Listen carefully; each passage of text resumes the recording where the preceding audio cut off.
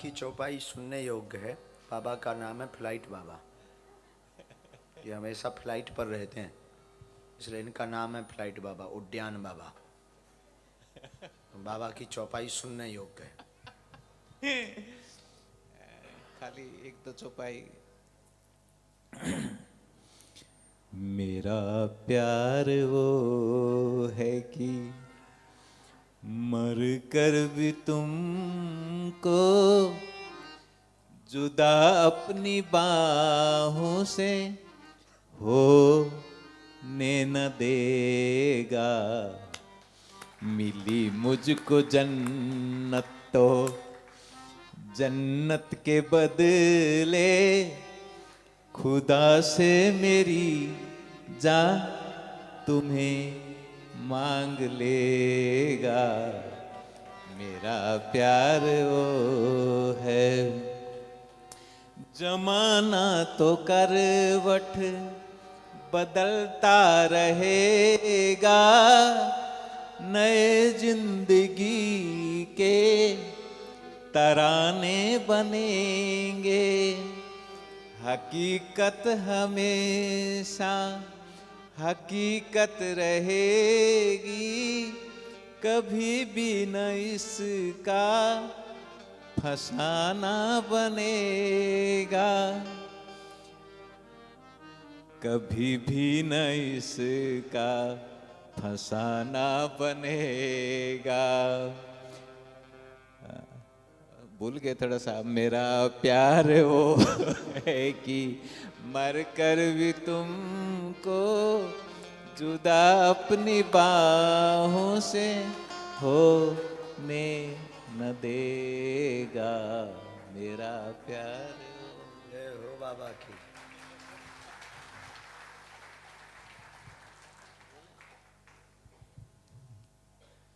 बोले राजा रामचंद्र भगवान की।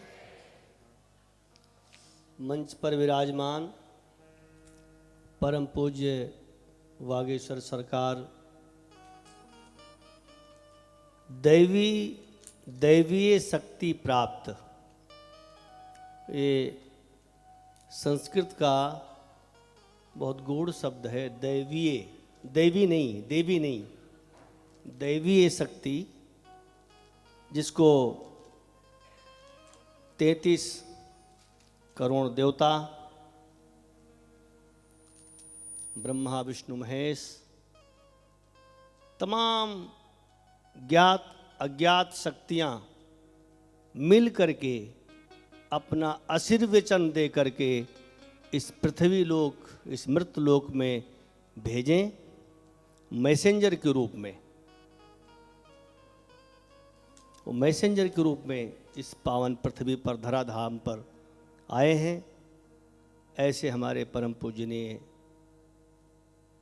महाराज जी कथा सुनते सुनते आज 9वां दिन।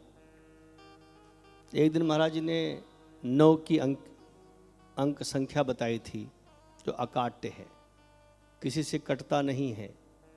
तो आज हम 9वें दिन, 9 दिन जिन लोगों ने इस कथा को श्रवण किया है, आज जो घड़ी आ रही है जब महाराज श्री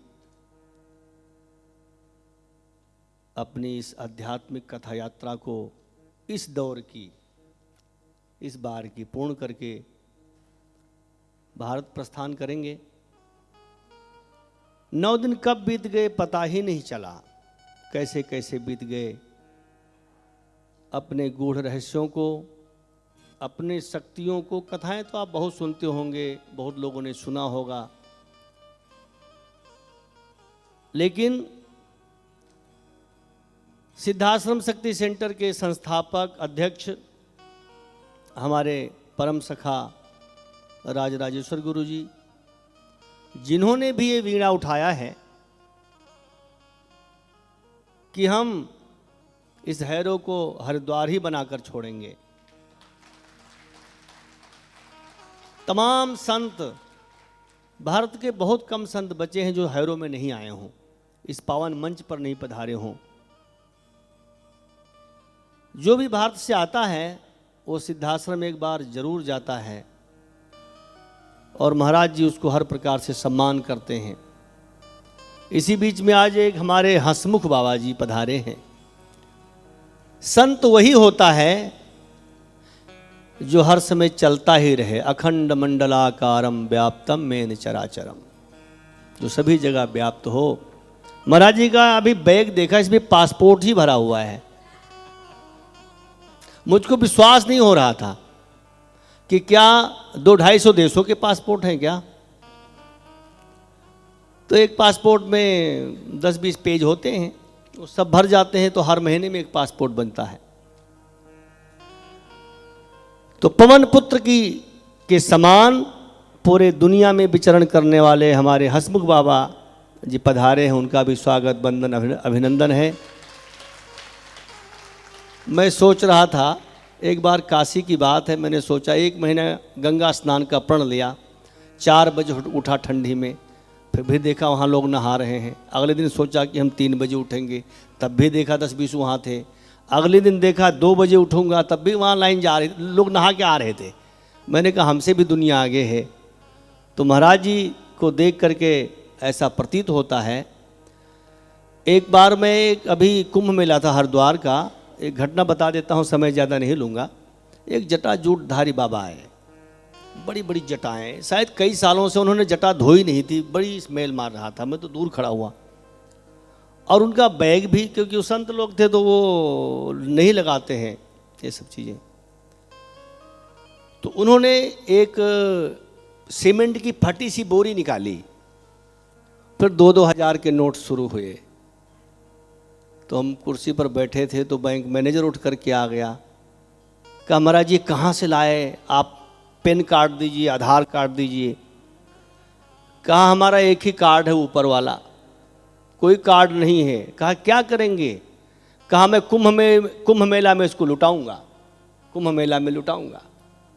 तो ये संत लोग बड़े सिद्ध होते हैं। जब अनंत जन्मों का भजन पुण्य प्राप्त होती है, इसके बाद दैवीय शक्ति प्राप्त होती है।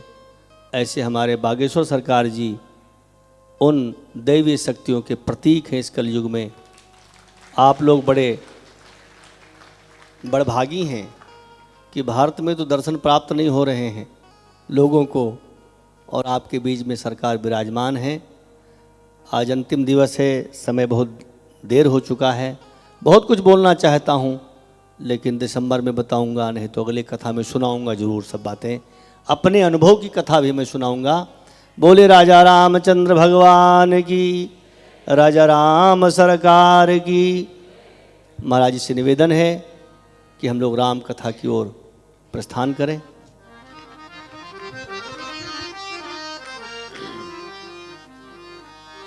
राम